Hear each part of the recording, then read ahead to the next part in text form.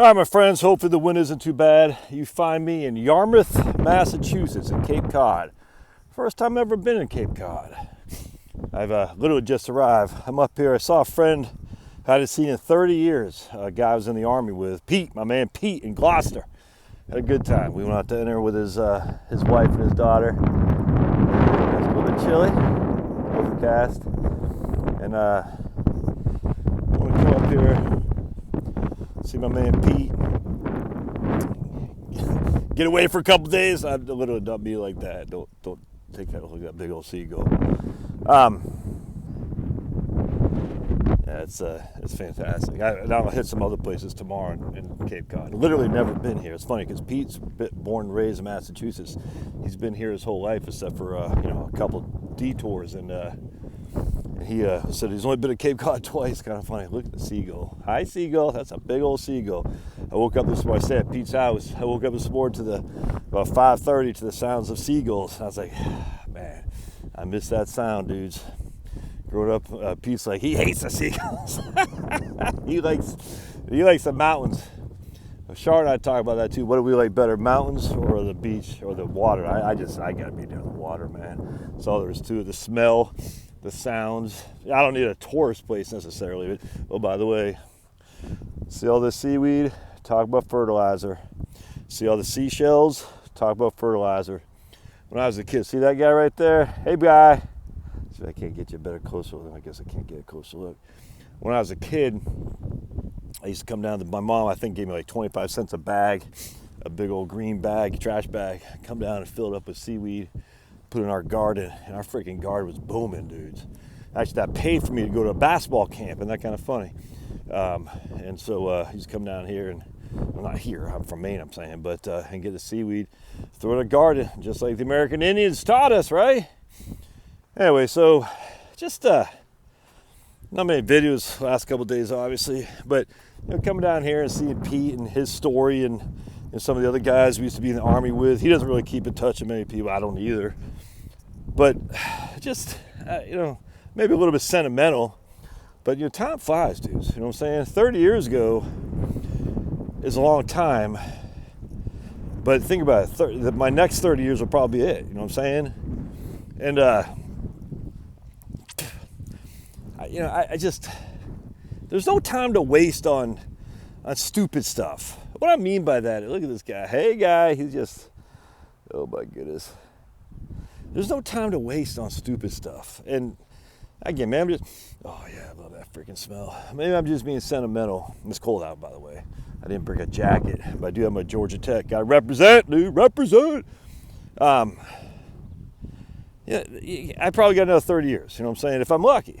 Maybe I'm not. It's like Jason Isbell's vampire song, when we were vampires or something like that. But you don't have time to waste. So, Pete's pretty left wing. I'm pretty right wing. But we're not gonna sit there and argue about stupid politics. It's a no-brainer. Look, I mean, we can debate and all that stuff, but it's such a freaking waste of time. It's such a waste of time.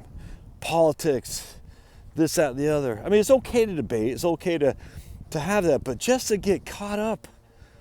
And I was just listening to Crow 777. Owen Benjamin interviewed him. And I cannot agree with this more. It's like, just be good to humans.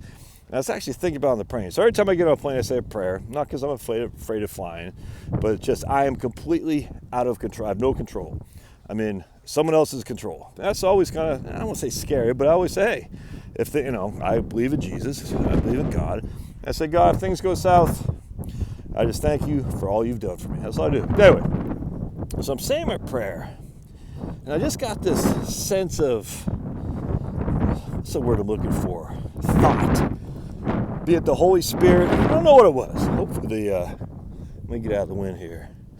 But it was like, so I'm saying my prayers, mind my own business, and then it's just like, be good to human beings. Every single person on this earth is made in God's image. Thus, be good to God's people. Now, let me get out of the, show you. I come up here and get out of the wind. I just need to go a walk. I'm going to go to get some pizza. Had some fried clams last night. Had a big old cinnamon roll this morning. Ooh, that is good. Be good to God's people. And who's God's people? Christians solely? No! Everybody. Everybody. Every single person is made in God's image. So to do right by God, you do right by God's people. I'm literally saying this to myself, by the way. Because I still am such a hypocrite. Be good to God's people while see, they got woods. That's fantastic.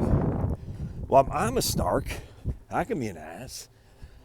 But it's like, you want to do good by God? Like, I can't speak on behalf of God.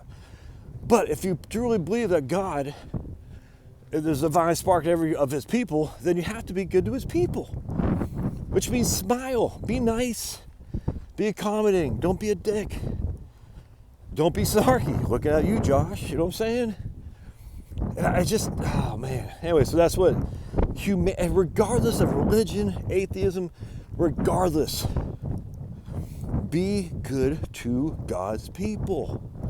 And God's people are everywhere. Every single person you see is God's people.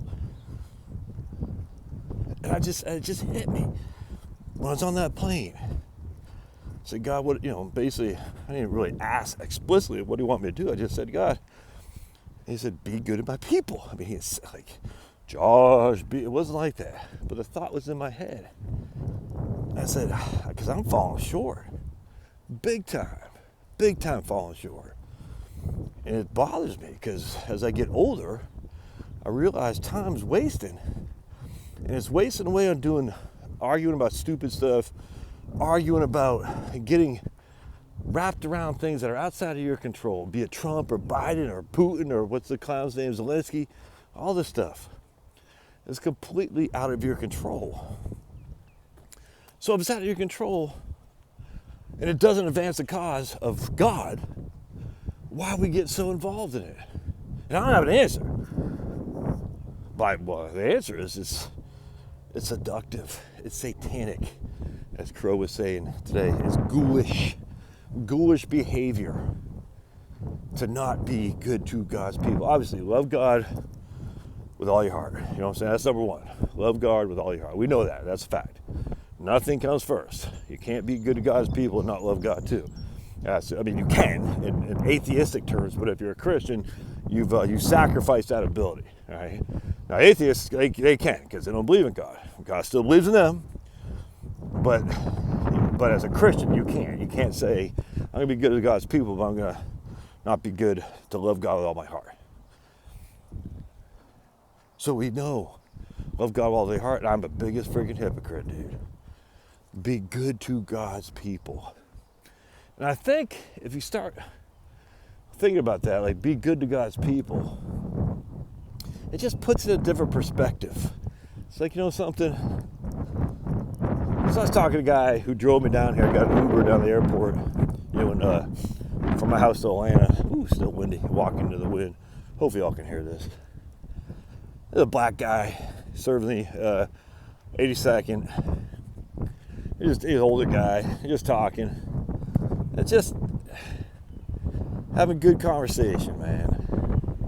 Learn people's stories. If that means you got to go out of your way and feel uncomfortable, do it.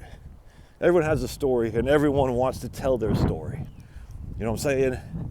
And one of the ways I think you'd be good at God's people is ask people to tell you their story. And you don't say like, tell your story, not like that. Just ask questions. Hey, how'd you end up driving Uber? This guy retired from a USPS. He says he got bored. His wife said, you need to do something with your time. He's 65 years old. And he said, his daughter said, why don't you take an Uber? Got 3 kids. Just kind of funny, man. And he's like, look, man. He was from Indiana. He said, he's a black guy, a tall black guy from Indiana on the JV basketball team. And they went down to Evansville, and it's like racist as can be. And he just laughed at it because he said, look, they think I'm good. They don't like me around because I'm black. He goes, I was no good at basketball. In fact, he got cut. But what he did go is go on a swimming team. And so the swimming competition, he was like the only black that these guys have ever seen, like in the pool. And one guy said, man, Charles, you're the first black person we've had in this pool ever. Isn't that crazy? And so, like most, but he went in the Army, just like most of us did, young. He said, I got to get out of where the hell he was in Indiana and do something. Served, they say, one tour, got out. He said, what'd you do in 82nd? Man, they shipped me to Kuwait, and all I did was load C-130s. That's all he did. That's how you know a guy actually served. If a guy said, I was attached to a special operations group, no, he didn't serve. He's lying. Or he's lying about his service. People don't say, like, I was did. No one does that. So I was just chuckling because we have a running joke between my wife and me.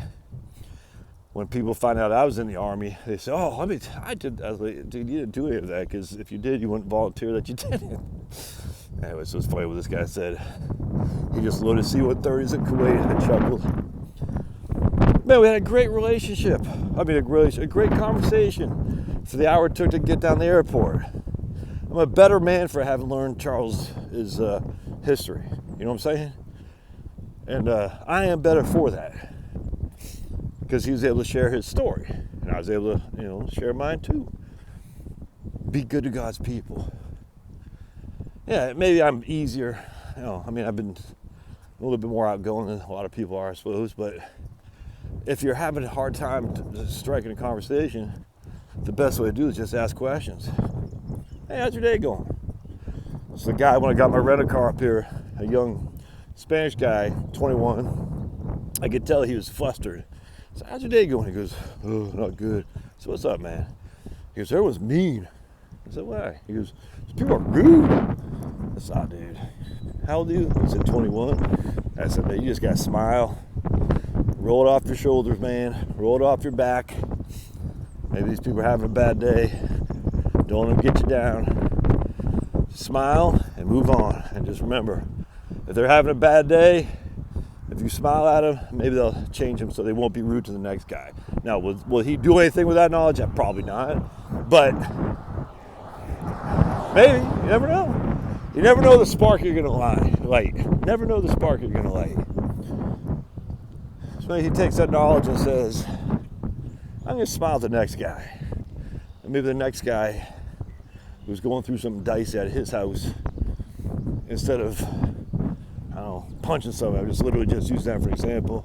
Maybe the next guy smiles at the next guy and starts a prairie fire of smiles. You never know, man. But be good to God's people. Don't waste time. I got 30 more on this earth, if I'm lucky. And I don't want to waste it cranky over politics. Because regardless of what I think about Trump or Biden or Obama or Bush or anything like that, it doesn't matter. It doesn't matter. What matters is being good. Right, see you.